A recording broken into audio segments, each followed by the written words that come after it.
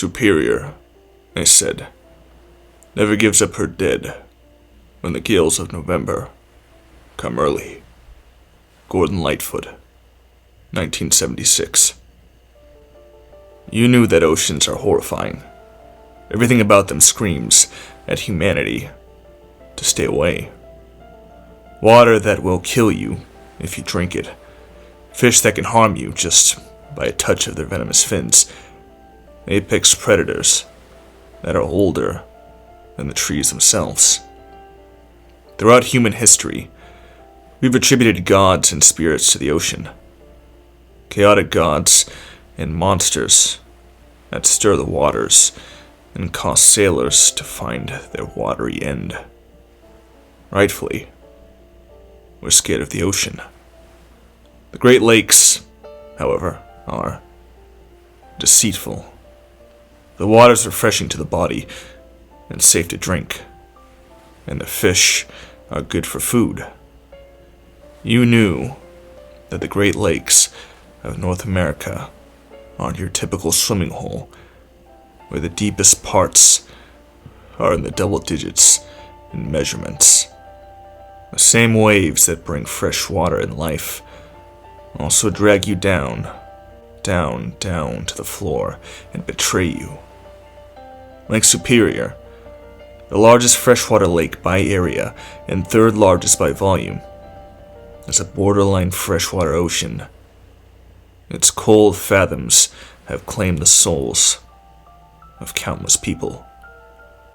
In 300 BC, an Ojibwe man and his 7 sons were checking their fishing traps along the shore of Gichigami one calm Coshocton evening. The father noticed that one of their gill's nests had drifted further out into the water than it should have. He, being older and his strength starting to fail him in his golden years, asked his eldest son to go fetch the net. The eldest son, being young of age and strong of body, dutifully took one of the family's 8 birch bark canoes and paddled out to the net. Not thinking much of the danger, for there was none to be seen, the father went back to his tasks of checking the nets that were closer to the shore. A cold and thick fog crept in from the deeper waters, obscuring the father's vision.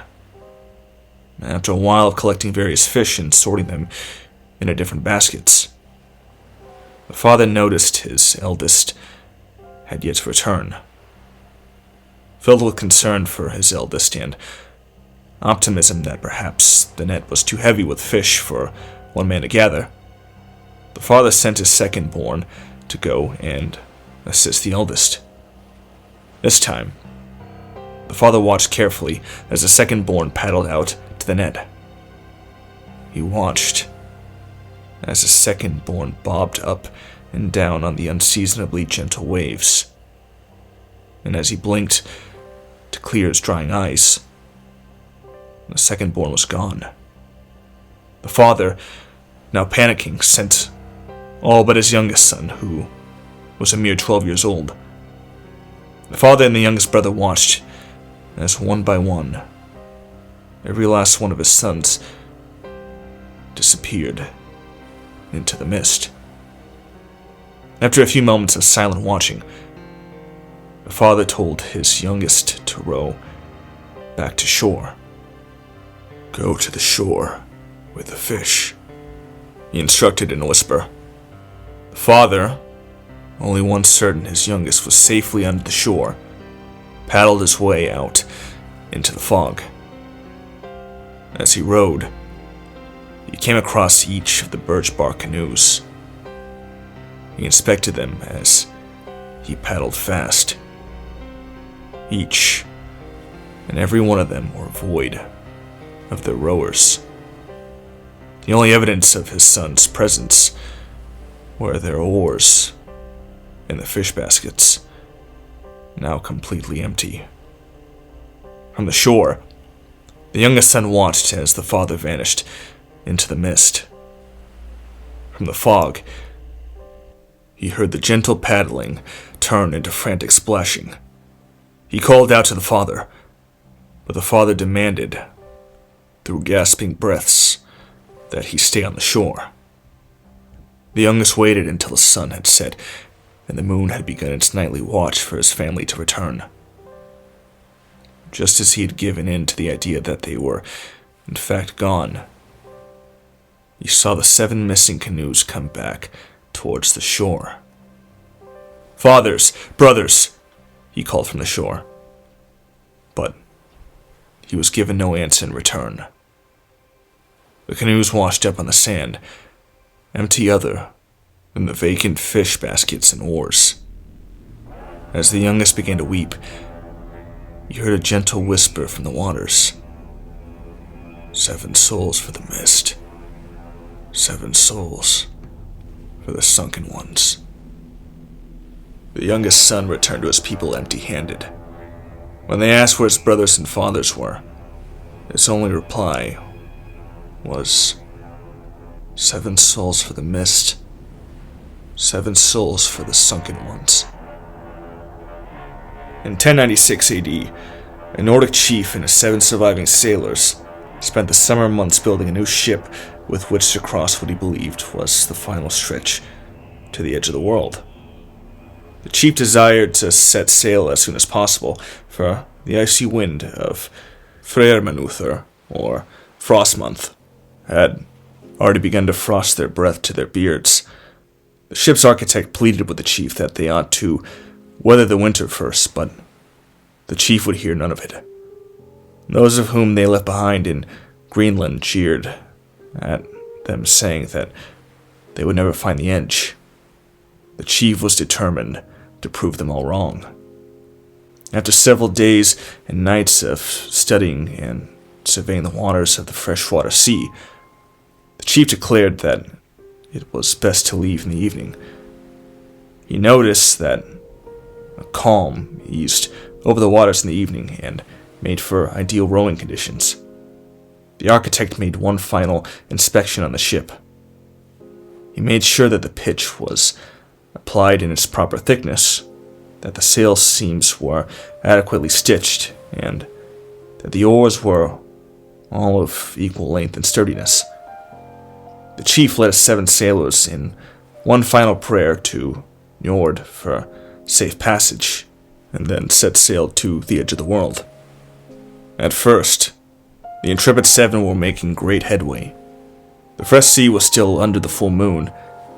The chief believed that all was going to turn out well for he and his crew. Their names would be sung in every salar, and their praise would be on the lips of every king.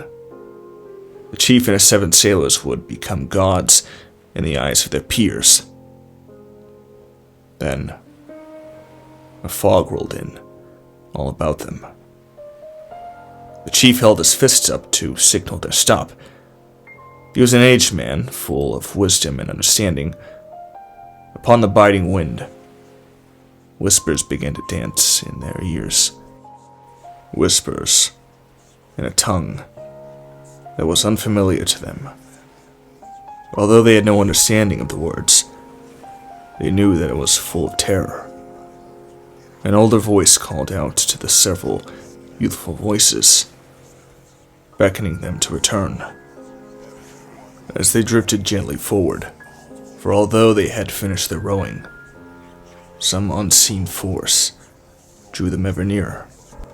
A gentle thud thumped upon the ship that caused the chief to draw his blade. He prompted them to be silent and still. He peered over the side of his boat and saw a curious light. He saw 7 birch bark canoes gently caressing the hull of his ship. A chill shuddered down his spine, a chill that was beyond the frigid air.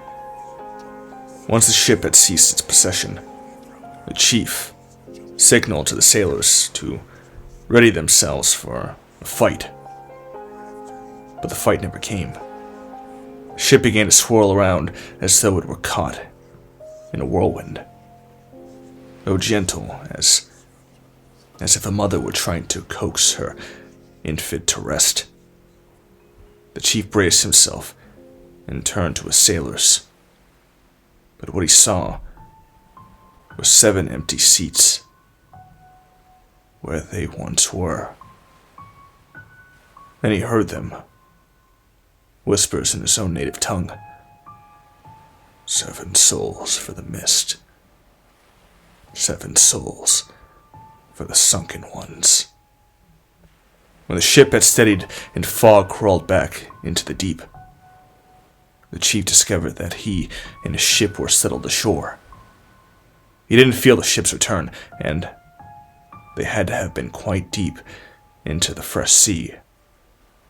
But alas, he was there, on the sand. He waited and waited until the stars had finished their pursuit across the heavens and the sun had made its rise for his 7 sailors. They never arrived back to the shores, so he departed back to Greenland. When he arrived, the other villagers saw that he was alone. "Where's your crew? Did you find the edge?" They all questioned with anticipation. All he said in reply was, 7 souls for the mist. 7 souls for the sunken ones. In 1646 AD, a French missionary had just departed from a small Potawatomi tribe they were proselytizing. Although there was no spiritual fruit to be harvested, the missionary was just happy to have been able to share the good news with his new friends.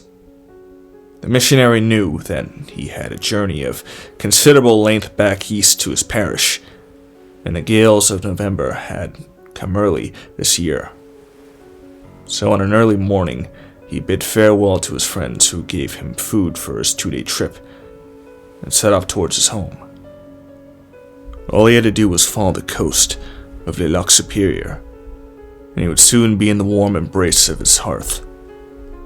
It was on a second day when the missionary began to notice that the oppressive morning fog had become an ever-present blanket of despair. He began to hear things, whispers from the waters. He heard soft and slithering voices beckoning to him, urging him to swim out into the waters. "Sancti Michael Arcangeli, defende-nos in proelio. Esto nobis praesidium contra nequitiatum et insidias diabole. Amen." He prayed with all his might, but he found himself standing ankle deep in water. And, off in the distance, the missionary saw a great dark mass coming toward him. It was something he'd only ever seen in tapestries and other artworks. He saw a Viking ship, devoid of its passengers, drifting listlessly in the waters. As it approached, the missionary heard gentle thrumming in the water, as if a monstrous heartbeat was just beyond his field of vision. As he continued against his will, deeper and deeper into the frigid waters, he beheld his salvation. Off to his left, the missionary witnessed 7 black bears, eyes locked shut, wade into the water. He watched as each and every one of them trudged into the lake. As the last of the beast's noses dipped beneath the waves, he heard a small and caring whisper. 7 souls for the mist. 7 souls for the sunken ones. With that, the poor missionary, with his heart pounding, fainted and fell beneath the waters. When he had awoken, he looked and beheld his Potawatomi friends encircled around him. "What happened to you?" one asked. All he said in reply was, 7 souls for the mist. 7 souls for for the sunken ones. On November 14th, you were one of 8 lucky crew members to embark on an exploratory venture on a small manned submarine in Lake Superior. After the discovery of the underwater Stonehenge of Lake Michigan in 2007 by underwater archaeologist Dr. Mark Hawley, you and your crew were chomping at the bit to see if you could find any more in the other Great Lakes. You had planned this mission for over a year. You had carefully handpicked each member of your team, each of them overqualified for this vanity trip. You wanted to ensure that you would be spoken of by name in archaeology textbooks and silly conspiracy YouTube videos. You truly didn't care about the advancement of anthropological understanding. No. You wanted fame and fortune. And sure, although you can never be the first to discover a Great Lake megalithic structure, you hoped that your discovery would be the best. Your ego needed to be stroked. You were a fool. Alrighty, team. Erie, Huron, and Ontario were each a swing and a miss. My other crews and I didn't find a single thing, but I have a good feeling about Old Superior, you exclaimed on the foggy launch deck. Don't worry, even if this is a bust, let's just have a good time, take notes, and keep your eyes on the radars. After a round of cheers and further encouragement, you waited in eager anticipation for the countdown. You buckled in your seat as the final 5, 4, 3, 2, 1 rasps out of the loudspeaker. The next thing you saw was the cold November currents of Lake Superior enveloping you and your crew. The search began, and you were hell-bent on making a name for yourself. For hours, you and your crew keep your eyes peeled and your ears tuned for the sonar. The lights piercing into the water don't give you any real visibility, but you desperately want to be the first to lay eyes on any potential megastructures. The sonar alerted you and your crew to a few promising structures, but every time you get close enough to investigate, your excitement is replaced by disappointment when you realize that it's yet another sunken boat. You even managed to get an up-close encounter with the wreck of the Edmund Fitzgerald. After hours and hours of searching and searching, something pinged on the sonar. When you saw, made your heart flutter in excitement. You saw 7 dots in a hexagonal pattern, too symmetrical for anything to occur naturally. You and your crew were witnessing what you thought was a man-made structure. "Are you seeing this, Captain?" one of your crewmates exclaimed. Without getting your hopes up, you replied, "Don't get too excited.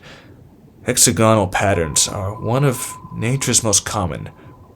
Let's get a closer look before we start popping any bubbly." But in your heart of hearts, you knew that you'd found it. You instructed your crew to get the submarine closer to the anomaly. As you approached, and the headlights of the sub began to illuminate the site, you laid your eyes upon the megastructure. What you saw were 6 rough, hewn stones, aligned in a hexagonal pattern around a single spire. The spire seemed to be made up of twisted and entangled bodies, forever fused in an endless sleep. You saw perfectly preserved bodies of indigenous people, what looked like men with Viking helms on, and what you swore were bears. You You were also shocked by the lack of fish. As a matter of fact, you couldn't recall seeing any fish for hours. On one of the stones, you saw an inscription. The text was unknown to you by nature, but by some otherworldly power, you understood what it meant. Suddenly, one of your crewmates began to read it. 7 souls for the mist. 7 souls for the sunken ones. They stuttered out, every word sounding as though it were catching and cutting in their throat. Your crew began to murmur their concerns and fears. Captain, something's not right here, your head engineer whispered. But before you could say anything in return, you all heard a gentle knocking on the side of the hole. At first you had no clue what it was, but it became clear that it was Morse code. You didn't need a translator to know what the message was. As you gazed into the camera feed, the head engineer screamed, "Captain, we're losing cabin pressure." They were right. The oxygen levels were dropping rapidly, and it was all you could do just to keep your eyes open. You tried as best you could to make your way over to the emergency ascension button, but before you could make it, the power cut out and the blackness faded into your mind. A flashing red light and an alarm woke you from your non-consensual slumber. It took you a moment to gather your bearings and comprehend what had occurred. "Status report," you demanded, but there was no reply.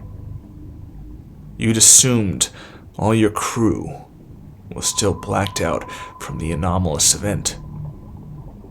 You made your way to the system reset panel and rebooted the ship. Once everything had turned itself back on, and the headlights illuminated the megastructure, you realized what had occurred. The spire in the center had gained 7 more bodies. It was 7 bodies taller. In a panic, you quickly slammed the emergency ascension button and watched as the megastructure faded into the abyss. "What happened to you? Where's your crew?" the on-ship physician asked you as she finished your checkup. All you could say in reply was, 7 souls for the mist. 7 souls for the sunken ones.